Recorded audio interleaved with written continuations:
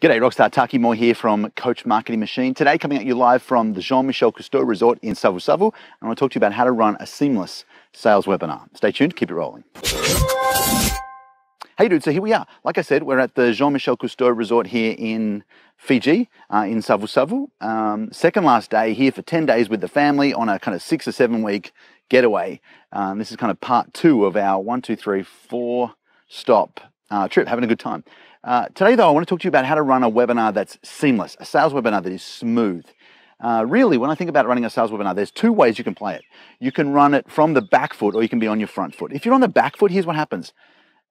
You struggle because you're always kind of back foot is my metaphor for being passive, reacting to things that happen and really not being in control. If you're on the front foot, different things happen. You're in charge, you're in control, and amazing things happen. Really, there's 3 key areas I want to talk to you about. 3 areas where you can either be on the back foot, if you do it right, on the front foot.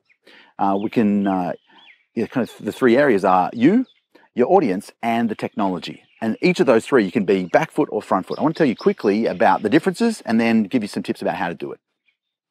So first things first, let's talk about you. Running a webinar, a sales webinar, if you've never done it before, can be kind of awkward. You're talking at your computer with no feedback from the audience, and the whole thing's a little bit weird. You can forget important points, lose your mojo. It's kind of a little bit strange if you're not sure how to do it. And so really you've got 2 choices. You can either be awkward, back foot, or you can be confident, front foot. We'll talk about how in a sec. On the audience side of things, well, same sort of deal, right? You can either hope that they respond or you can command response, right? A friend of mine is an NLP trainer, incredible trainer, and she once said that rapport is defined as a relationship of trust and responsiveness. And what most people do, this is kind of my paraphrase, what most people do is they try to earn trust and ask for responsiveness. But what leaders do is they assume trust and they demand responsiveness. Same thing from your audience. You can hope that they respond or you can command it. Okay, so we got hope, command. On the technology side of things, you can either be tangled up or you can control it. So many people are kind of tangled up and confused, but overwhelmed by the technology. You can be overwhelmed or you can control it. And when you're in control, you can use all of the tools, literally as tools at your command to do what you like. Let me give you 3 tips right now for running a seamless sales webinar. A you tip, an audience tip, and a technology tip. All right, so when it comes to you, one of the kind of 3 big challenges, I'll give you one. One of the big challenges is just that it feels unnatural, that it feels weird.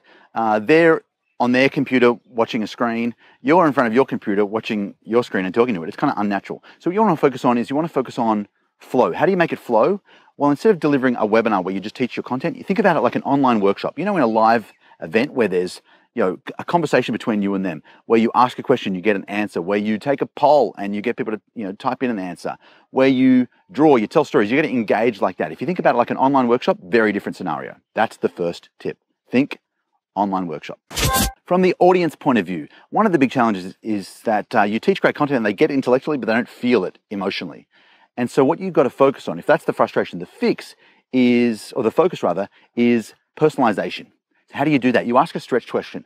At the end of teaching a piece of content, you've got to ask a question that has them think about, and firstly think and then feel the gap between where they are and where they want to be. Make sense? Third thing, let's talk about technology for a second. One of the challenges people have is they either lose track of the chat, if you're doing this session well, it's going to be really interactive, lose track of the chat, or somehow the technology gets the better of them. Here's the deal. Focus on partnership, and the strategy is really simple. Get a wingman, someone who can be on the webinar with you live, who can manage the technology so you can just show up and rock their world. Cool? So that's 3 focuses, 3 tips around how to run a seamless sales webinar. So one of the things that we focus on in the $1 Million Coach webinar or the $1 Million Coach intensive live event is how to run a webinar that rocks hard and converts like crazy. If you like this, check both of those 2 things out. I think they really help. Listen, that's this week's Coach Marketing tip, how to run a seamless sales webinar. If you liked it, click the like button, leave me a comment below. What's the number 1 question you've got around running a sales webinar? Have you done one before? Or have you not? Where are you stuck? Let me help. Let's continue the conversation down in the comments. Take good care. I'll talk to you soon.